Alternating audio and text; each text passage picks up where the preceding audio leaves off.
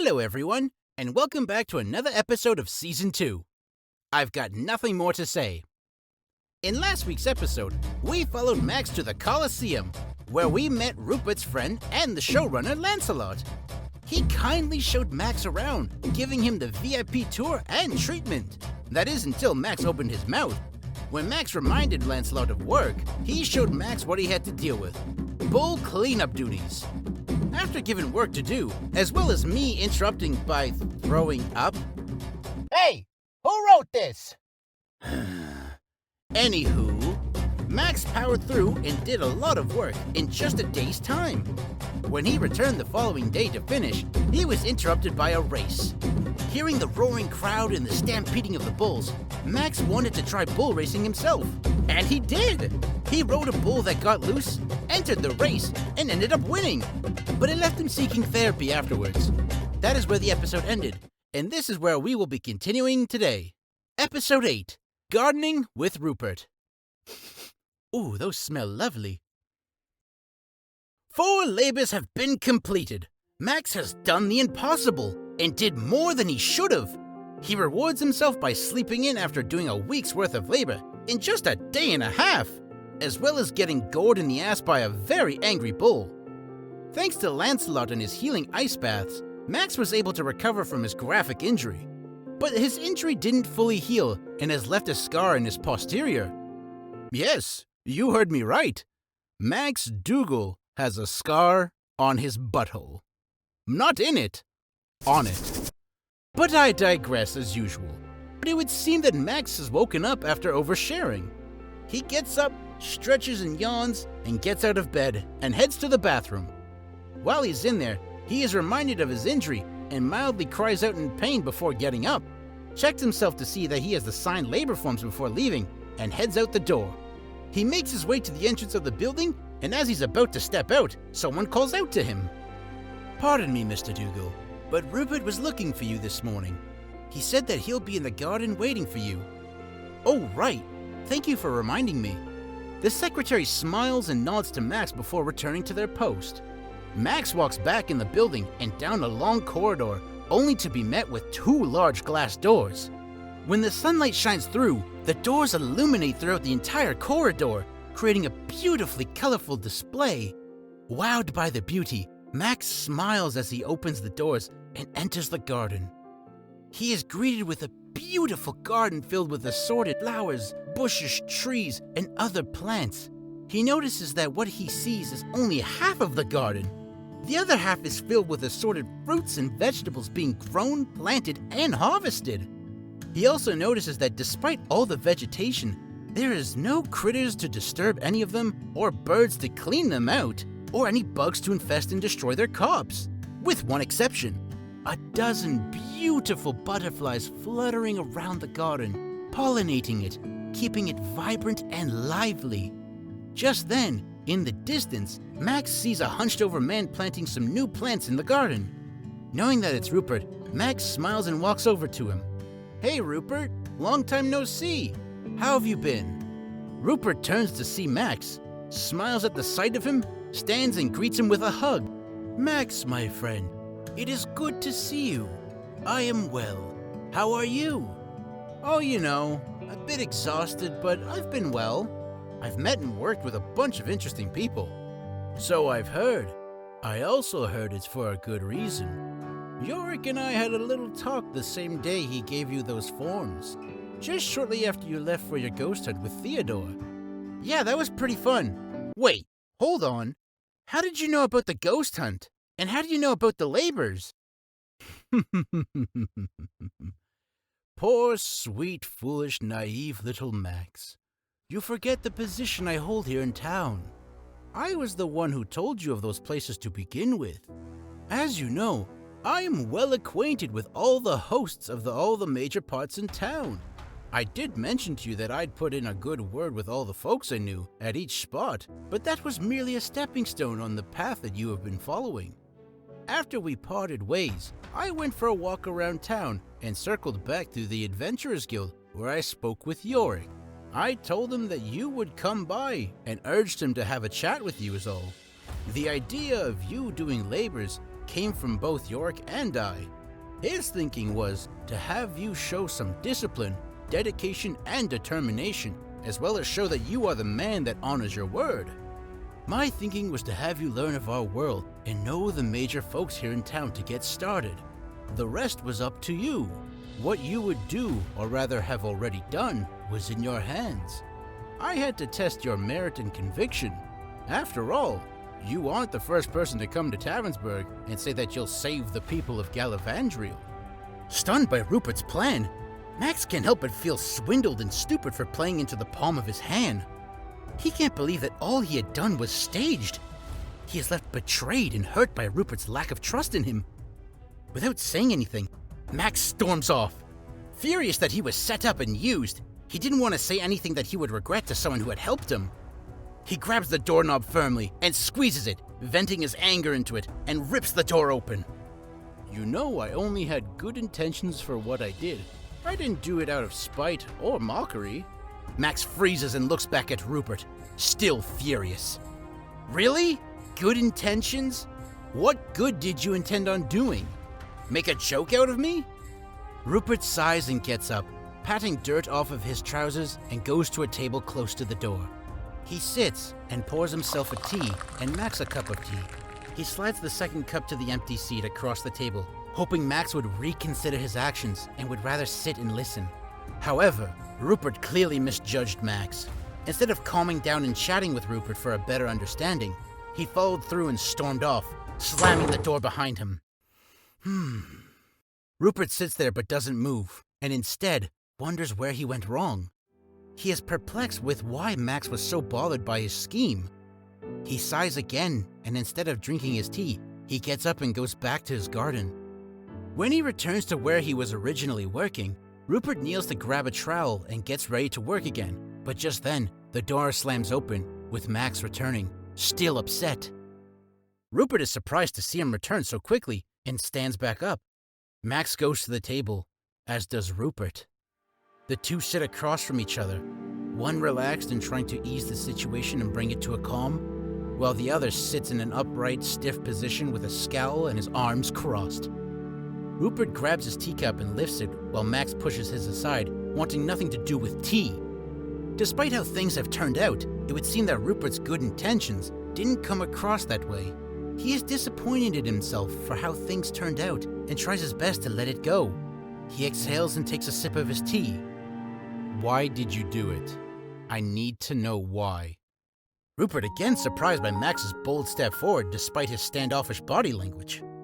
I don't like cheats, liars, and people that go behind my back, regardless if it's for something good or not. If I'm not in the loop or informed in any way, it really bothers me. I've had bad experiences with being left out, and let's just say when it hit the fan, I was the one to blame for something I didn't do or know about. Rupert drinks his tea and sets the cup down and addresses the main issue directly. You are correct, Max. You do have a right to know. And please accept my sincerest apologies for going behind your back. First, let me give you an answer to one of your questions. I did not, nor did I ever have the intention on sending you out just to make a joke of you or out of you. As I previously mentioned, it was all for good intentions, no spite or mockery. Now what those intentions were, that is where I need to be more clear. My intentions were to protect my people as leader of the town, as well as boost, boast, and share what the village is known for and good at. Where I meant to do good was have you learn of how things work in these lands, how the people are, what to expect and do in any situation. Granted, that's a bit ambiguous, but that's the general idea. What I now know and where it backfired is something I have to learn. Alright, fine, I guess I can see where your good intentions were at, but you also said that everything was planned? The ghost hunt? Helping the cooks? Getting my ass skewered in the Colosseum? Why? Yes, all those chores, tasks, or labors were fed to you, but the details of what was to be expected was never set. I wouldn't have gone that far, because not even I know what was going to happen. But from what I heard from all those you've helped, has taught me is that I was right about you. You have done more than what was expected and went above and beyond to help those. If you only do what is asked or expected of you, then you'll never push yourself to grow or amount to the person that you're truly meant to be. Like what? How does ghost hunting, being a chef's assistant, and cleaning bull crabs show qualities of a leader or hero of the people? That's a fair question, and each show qualities of what you are. Let's start with the ghost hunting labor. You went there right after being given your quest to do the labors. Most would have skipped it or done it last. But no, you went there right away, despite its reputation in the guild and in the town. You even spoke and became a role model for Theodore, one of the most closed-off and isolated kids I have ever seen. You should see him now. He's more enthusiastic, energetic, and outgoing, the complete opposite of what he used to be. Not only that, but he's channeled his ghost hunting skills into something worthwhile. An affinity in the arcane arts, a rare form of complex magic that very few can do, but it would seem that he has a natural talent for it. That's all thanks to you. You saw past all the outward appearances of Theodore and the negativity of his ghost hunting practice that most thought was foolish, stupid, or a waste of time. You saw what was hidden deep down, a person with a pursuit. Huh, I didn't know that. Well, it's good to hear that Theo was doing all right. The next labor you did has paid off just as well. Your help and work that you provided for Giuseppe and Franklin at the mess hall has proven invaluable. Yes, I heard that it was a rocky start, but when a crisis came up, you were calm, took control, and helped in any way you could. Despite being shut out by Franklin, who is very proud of his cooking skills, you noticed he lacked baking skills. When he lost his pride and resolve, you reminded him that he was a good cook, and that although his baking skills were lacking, he could always learn, and he shouldn't be afraid to ask for help should he need it, or take risks to try something new. Now Franklin is using some of his free time to practice baking with Giuseppe. They've had a few hiccups here and there, but just last night, I went to visit them and tried one of Franklin's cakes that you made with him, and it was absolutely delicious. And one more thing. Since the birthday song and celebration that you came up with, the mess hall has gotten busier, and that has opened up more jobs for those in town that needed something to do. So you have shown tremendous effort.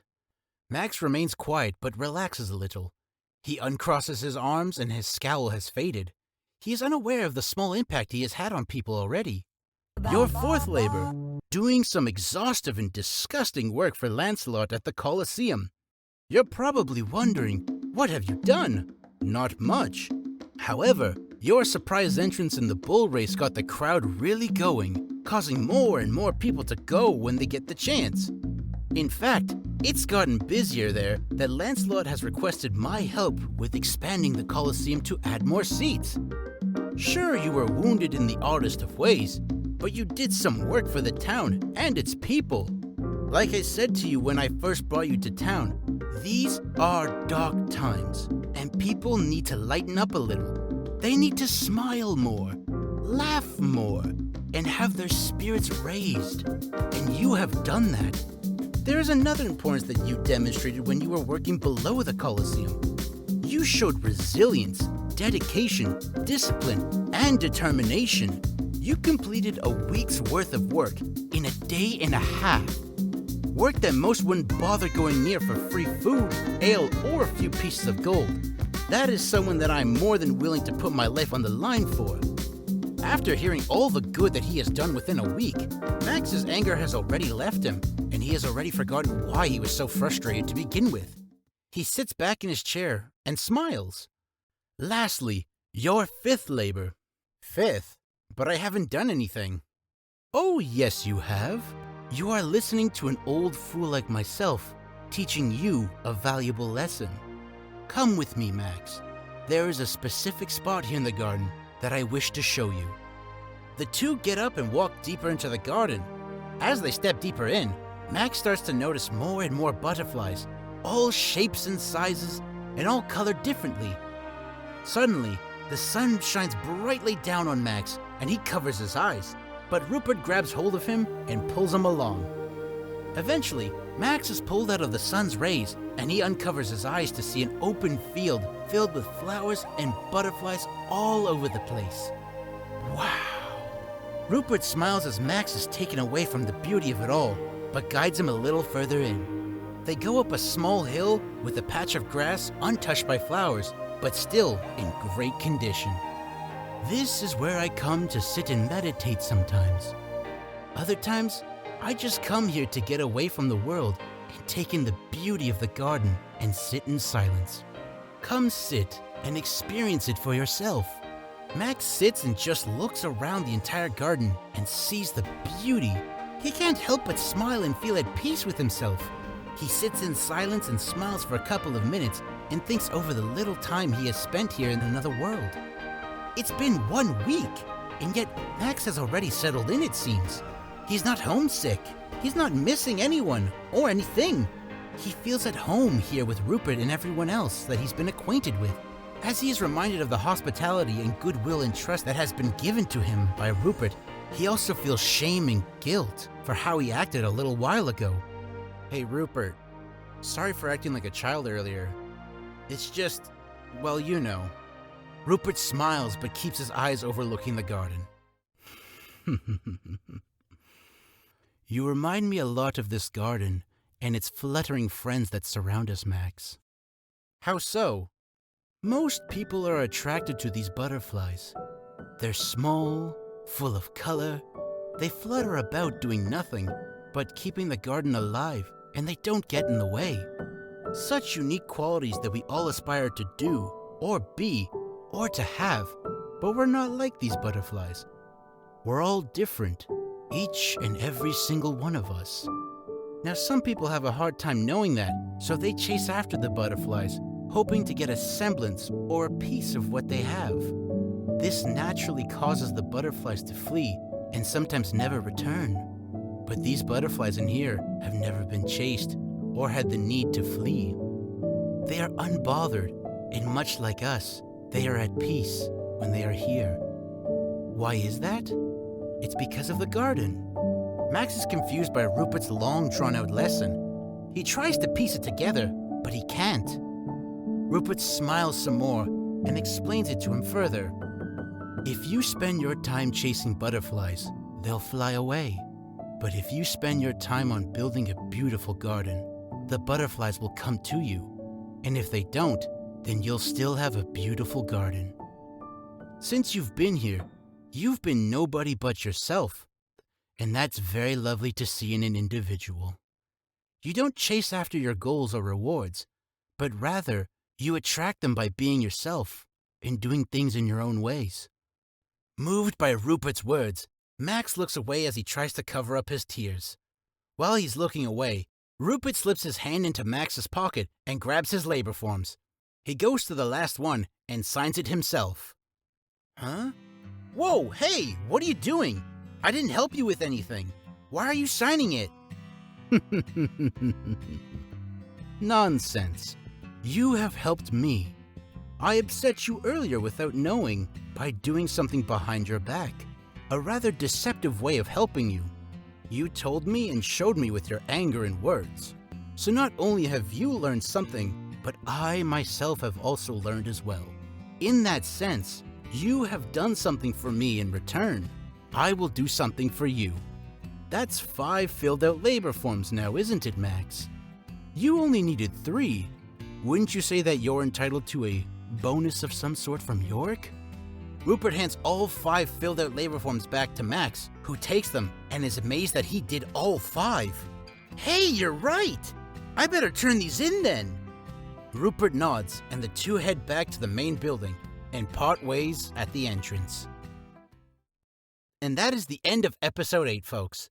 That was a rather wholesome episode, if I may say so myself. But, you know, you're entitled to your own opinion. I got no smart-ass remarks to make, other than thank you for coming by. I hope you enjoyed. We'll see you next week, folks. Take care.